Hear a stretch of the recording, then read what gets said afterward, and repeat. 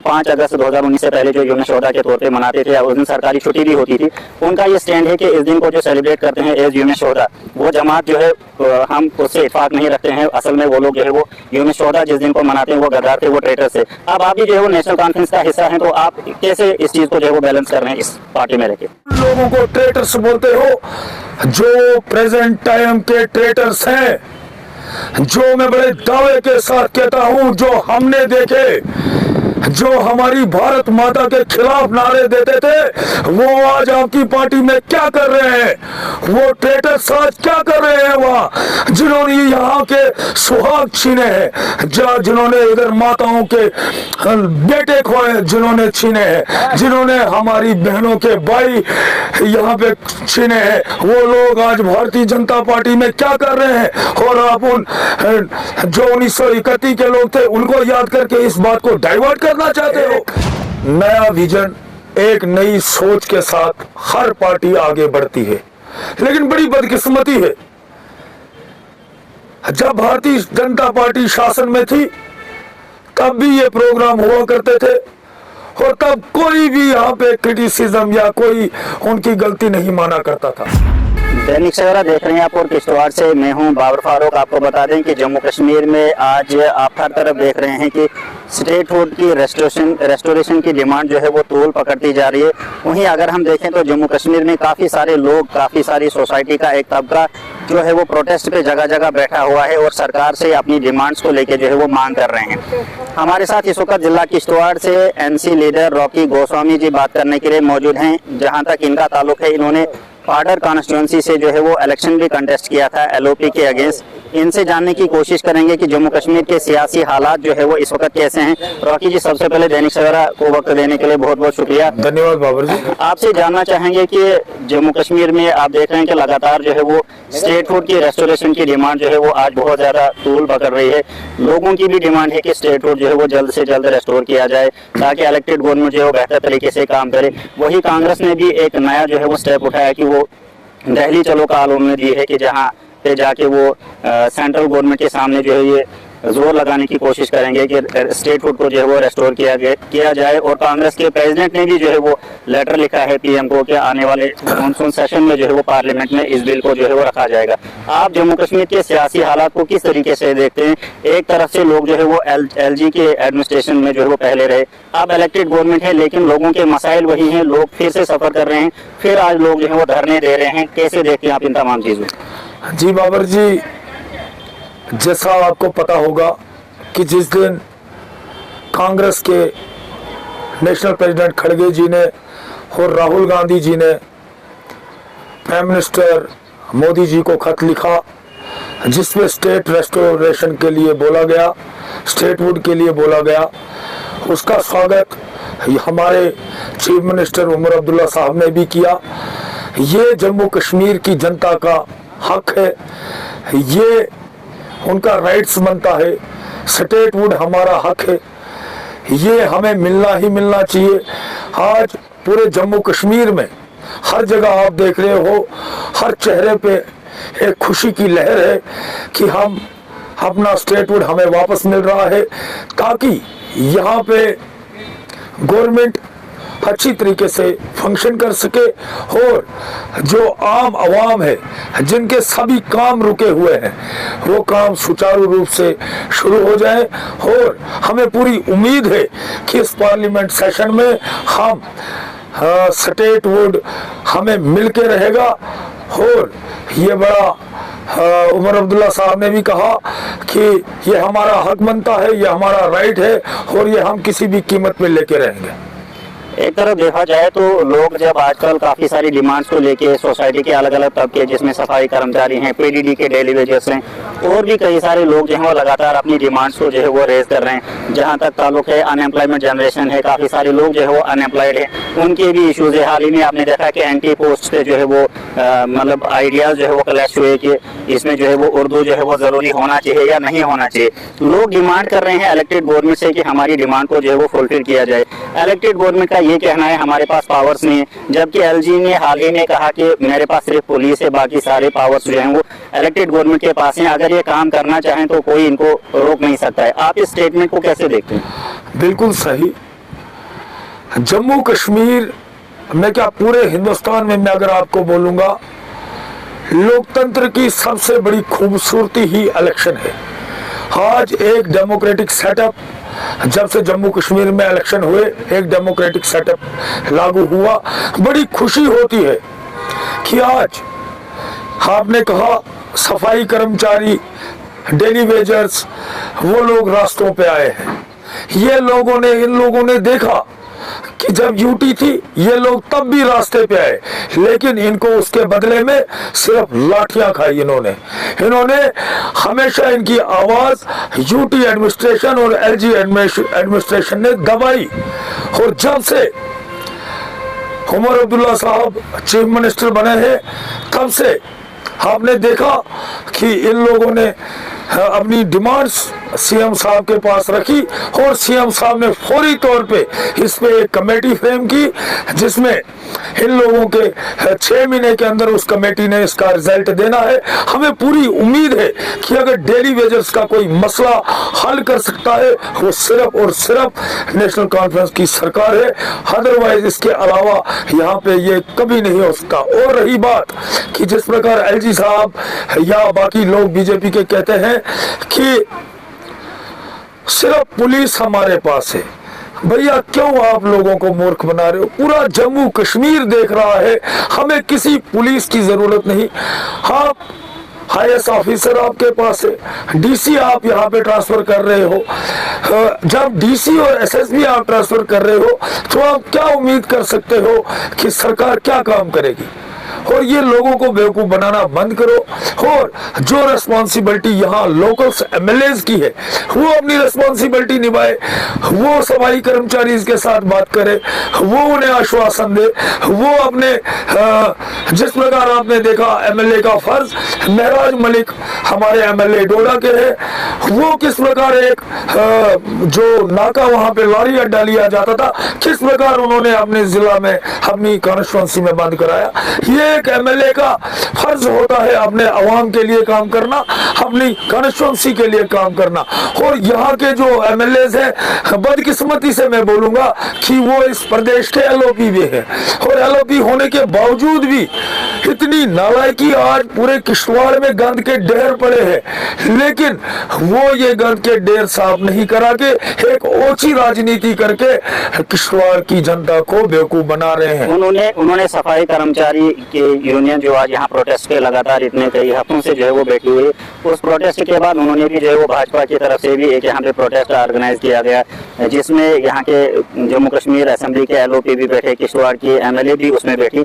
उन्होंने भी जो है वो प्रोटेस्ट में सफाई कर्मचारियों की जो डिमांड्स है उनको रेज किया। वहीं दूसरी जानिब जो है वो सफाई कर्मचारी यूनियन के जो लीडर्स थे उन्होंने दूसरे दिन स्टेटमेंट जारी किया कि हम किसी भी पॉलिटिकल पार्टी को हमारा प्रोटेस्ट जो है वो इस्तेमाल, हमारा स्टेज जो है वो इस्तेमाल करने की कोशिश नहीं करने देंगे। दूसरे रोज जो है वो जम्मू में भी धरना लगा। आप बीजेपी के इन प्रोटेस्ट को किस तरीके से देखते हैं? बिल्कुल सही बोला आपने। एक सफाई कर्मचारी भी बड़ी आसानी से ये समझ गया कि ये जो 2 एमएलए किश्तवाड़ में प्रोटेस्ट कर रहे थे ये उनके साथ मजाक कर रहे थे। उनकी आवाज असेंबली में उठानी है, ना कि आप बॉयज हायर सेकेंडरी के सामने बैठकर एक तमाशा करो, एक मदारी लगाओ और यहाँ के लोगों को बेवकूफ बनाओ। अगर आपको हमदर्दी है इन सफाई कर्मचारियों के साथ तो आप असेंबली में इनकी आवाज उठाओ, एलजी के पास इनकी आवाज उठाओ। और ये किस लोगों को बेवकूफ बना रहे हैं? ये एक मदारी का खेल खत्म हो चुका है। लोग समझ चुके हैं कि आप लोगों को सिर्फ और सिर्फ बेवकूफ बना रहे हो। आपने पार्डर की कॉन्स्टिट्यूंसी से जो है इलेक्शन कंटेस्ट किया, उस दौरान आप पार्डर के जगह जगह घूमे, हर जगह आप गए, आपने लोगों के इश्यूज वहां जाके देखे। तो अब 10 महीने हो गए जो है वो इलेक्टेड गवर्नमेंट है, एमएलए बने हैं, सरकार बनी है, आप दोबारा फिर पार्डर का गए और उन इश्यूज को और आज उन इश्यूज को आप कैसे देखते हैं? क्या कोई फर्क आया है? क्या कोई काम हुआ है? यात्रा जा रही है या पहले भी जो है आपने पार्डर का विजिट किया, यात्रा की क्या कुछ तैयारियां आपने देखी? और लोगों के जो इश्यूज हैं क्या इन 10 महीनों में एमएलए की तरफ से या सरकार की तरफ से वहाँ कोई काम हुआ इन 10 महीनों में आपकी कॉन्स्टिट्यूंसी में जहाँ से आपने इलेक्शन कंटेस्ट किया? आपने जो सवाल किया मैं भी बड़ी बेसब्री से सवाल का जवाब देना चाहता था। बड़े अफसोस की बात है जो पार्डर हमने 10 महीने पहले छोड़ा था वो पार्डर आज भी वैसा ही है। मतलब आज भी 10 महीने के बाद उधर 10 महीने के बाद भी वहाँ के एमएलए जो बने हैं कोई भी काम ग्राउंड पे नहीं किया है। लेकिन एक बात मैं बड़े दावे के साथ कहता हूं, ये उनका अंदरूनी मसला हो सकता है, पार्टी का मसला हो सकता है, क्या मसला है वो एमएलए तो मैं हमेशा किश्तवाड़ में देखता हूं। पार्डर में उनकी कॉन्स्टिट्यूएंसी में मिंदल यात्रा चलती है, वो वहां पे अवेलेबल नहीं होते, लेकिन किश्तवाड़ कॉन्स्टिट्यूएंसी में वो यात्रा में जगराते में जाते हैं। वो किश्तवाड़ कॉन्स्टिट्यूएंसी में ज्यादा एक्टिव नजर आ रहे हैं। वो पार्डर को तो भूल ही गए हैं, उन्होंने तो पार्डर बुला ही दिया है, पार्डर के किसी एक फंक्शन में नहीं वो गए हैं, लेकिन वो हमेशा किश्तवाड़ कॉन्स्टिट्यूएंसी में इंटरफेयर करते हैं और हमेशा यही दिखाई देते हैं। और बड़ी बदकिस्मती है, मैं बोलता हूं पार्डर के अवाम की, कि उनको एक बार फिर से ठगा गया, उनको एक बार फिर से वही आश्वासन दिए गए जो आश्वासन पहले किश्तवाड़ के लोगों को दिए गए, अब पार्डर के लोगों को प्रोजेक्ट के नाम पे दिए जा रहे हैं। मेरे भाइयों, मैं आपके माध्यम से पार्डर के लोगों को कहूंगा, दोबारा बेवकूफ बनने से अच्छा है कि आपको अभी भी वक्त है कि आप इस अच्छे तरीके से इस आदमी को पहचाने कि किस प्रकार के वादे ये आपके सामने कर रहा है। आप पहले जो है वो बीजेपी का हिस्सा थे, बड़ी एक अहम पोस्ट पे आप बीजेपी में डिस्ट्रिक्ट कैडर जो होता है उस पे रहे। आपके जो स्टेटमेंट्स वगैरह होते थे तब भी बड़े तेज तरार होते थे। पार्टी आपने चेंज की, इलेक्शन कंटेस्ट किया, इलेक्शन हार गए, आप नेशनल कॉन्फ्रेंस में शिरकत की। क्या पार्टी बदलने से सोच में कोई तब्दीली आई है? क्या राखी गोस्वामी अभी भी वही है जो तब था, या कुछ तब्दीली जो है वो पार्टी बदलने के साथ साथ स्टेटमेंट्स या बाकी चीजों में भी आई? बहुत जबरदस्त सवाल आपने किया।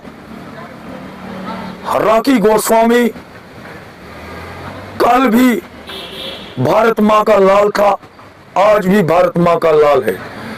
राखी गोस्वामी की लड़ाई तब भी एंटी नेशनलिस्ट फोर्सेस के साथ थी और आज भी राखी गोस्वामी जब तक जिंदा है उसका तन मन धन हमेशा अपनी मातृभूमि के लिए है। हम अपनी मातृभूमि के लिए अपनी जान निछावर करने के लिए हमेशा तत्पर रहेंगे। ये राखी गोस्वामी की सोच कभी चेंज नहीं हो सकती। अगर कुछ लोगों का ये मानना है कि राखी गोस्वामी नेशनल कॉन्फ्रेंस में जाके भारत माता की जय के नारे नहीं लगा सकता, मैं बड़े गर्व से कहूंगा राखी गोस्वामी जहां भी रहेगा वो भारत माता की जय के नारे हमेशा लगाता रहेगा और भारत माता के लिए अपनी जान हमेशा निछावर करने के लिए तत्पर रहेगा। ये हमारी सोच में कभी भी तब्दीली नहीं होगी। हाँ, लेकिन जो मेरे किश्तवाड़ के लोगों के साथ, जो मेरे किश्तवाड़ या पार्डर के लोगों के साथ गद्दारी करेगा, जो इन लोगों के साथ धोखाधड़ी करेगा, जो इनका प्रोजेक्टों में रोजगार खाएगा, जो इनकी नौकरियां खाएगा, जो इनको बेवकूफ बनाएगा, जो इनके खिलाफ षड्यंत्र रचेगा, मैं हमेशा उसके खिलाफ लड़ाई लड़ूंगा, चाहे मुझे उसके लिए किसी भी स्तर तक जाना पड़े। उसके लिए राखी गोस्वामी हमेशा तत्पर था, तत्पर है और तत्पर रहेगा। भारतीय जनता पार्टी का ये स्टैंड है कि 13 जुलाई 1931 को जो नेशनल कॉन्फ्रेंस जो यूनियन शोहदा के तौर पर या जम्मू कश्मीर जो 5 अगस्त 2019 से पहले जो यूनियन शोहदा के तौर पे मनाते थे, उस दिन सरकारी छुट्टी भी होती थी। उनका ये स्टैंड है कि इस दिन को जो सेलिब्रेट करते हैं एज यूनियन शोहदा, वो जमात जो है हम उससे इत्फाक नहीं रखते हैं। असल में वो लोग जो है वो यूनियन शोहदा जिस दिन को मनाते हैं वो गद्दार थे, वो ट्रेटर थे। अब आप भी जो है वो नेशनल कॉन्फ्रेंस का हिस्सा हैं, तो आप कैसे इस चीज को जो है वो बैलेंस कर रहे हैं इस पार्टी में रहकर? एक नया विजन, एक नई सोच के साथ हर पार्टी आगे बढ़ती है, लेकिन बड़ी बदकिस्मती है जब भारतीय जनता पार्टी शासन में थी तब भी ये प्रोग्राम हुआ करते थे और तब कोई भी यहाँ पे क्रिटिसिज्म या कोई उनकी गलती नहीं माना करता था। लेकिन जो ही ये लोग अपोजिशन में आए तो ये गड़े मुर्दे उखाड़ने शुरू हो गए।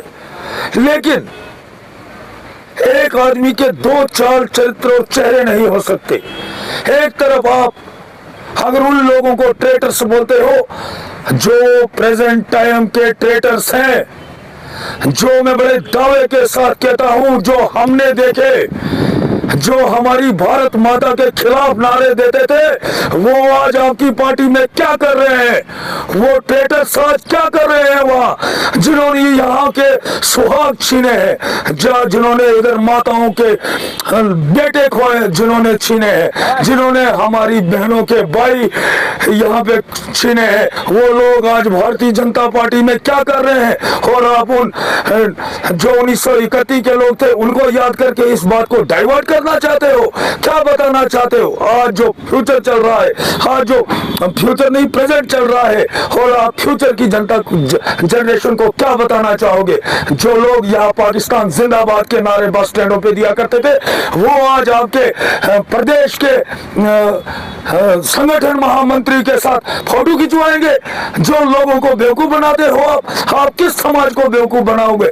मैंने 100 बार आपको कहा है कि ये एक समाज, सभी समाज हमारा है, लेकिन अब आप एक्सपोज हो चुके हो। आप इस समाज के साथ ये डबल पॉलिसी खेलना बंद करें। एक तरफ आप उन लोगों को रखते हो जिन्होंने हमारे बहनों के सुहाग छीने यहाँ पे, उन लोगों से आप आज सपीचे करवाते हो, उनको आप पार्टी के ऑफिस में बुलाते हो, और आप दूसरी कम्युनिटी को बोलते हो आप 1931 के उन लोगों को ट्रेटर्स थे। ये ट्रेटर्स नहीं है क्या? ये ट्रेटर्स है असली, जिन्होंने हमारी आंखों के सामने दूसरी साइड पाकिस्तान जिंदाबाद के नारे दिया करते थे। जाए देखे इनके काले चिट्ठे अगर देखने हैं आर्मी के पास या पुलिस के पास, कितने पर्चे हैं इनके पास एंटी नेशनलिस्ट के। ये हमको बेवकूफ बनाएंगे, हिंदू समाज को बेवकूफ बनाएंगे, ये कतई यहाँ का समाज बर्दाश्त नहीं करेगा। और रही बात पार्टी की, मैं सीना ठोक के कहता हूँ, मैं तब भी राष्ट्रवादी था, अब भी राष्ट्रवादी हूँ, और मरते दम तक राष्ट्रवादी रहूंगा। राजू जी, एक आखिरी सवाल रहेगा, जैसे कांग्रेस ने जो है वो दिल्ली चलो काल दी है स्टेटहुड के रेस्टोरेशन की डिमांड को लेके, नेशनल कॉन्फ्रेंस का इसमें क्या स्टैंड है? क्या नेशनल कॉन्फ्रेंस भी जो है वो ये दिल्ली चलो काल का हिस्सा बनेगी? नेशनल कॉन्फ्रेंस का क्या स्टैंड है इसको लेकर? ये हमारी हायर अथॉरिटी फैसला करेगी, लेकिन नेशनल कॉन्फ्रेंस तो इसके हक में है।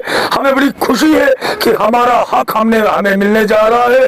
उस दिन पूरे जम्मू कश्मीर में एक उत्सव के तौर पे मनाया जाएगा। ये हमारे बच्चों के फ्यूचर के लिए, उनकी नौकरियों के लिए, उनके रोजगार के लिए एक सुनहरा अवसर आने वाला होगा, जिससे पूरा जम्मू कश्मीर एक खुशी की लहर दौड़ रही है जम्मू कश्मीर में, और नेशनल कॉन्फ्रेंस का इसमें पूरा ताउन है, ताउन रहेगा। तो ये राकेश गोस्वामी जी हमारे साथ बात कर रहे थे। इनका कहना है कि जम्मू कश्मीर को जो है वो जल्द से जल्द जो है वो स्टेटहुड का दर्जा जो है वो दिया जाना चाहिए, ताकि यहाँ लोग जो अवामी मसाइल से जो लोग सफर कर रहे हैं उनको जो है वो राहत की सांस मिले। इनका कहना है कि नेशनल कॉन्फ्रेंस हमेशा जो है वो स्टेटहुड की रेस्टोरेशन के साथ खड़ी है, और जो भी नेशनल कॉन्फ्रेंस तक होगा वो हमेशा उस चीज के लिए तैयार रहेंगे। आप किश्तवाड़ से हर खबर के लिए देखते रहे दैनिक सवेरा। मुझे दीजिए इजाजत, अल्लाह हाफिज।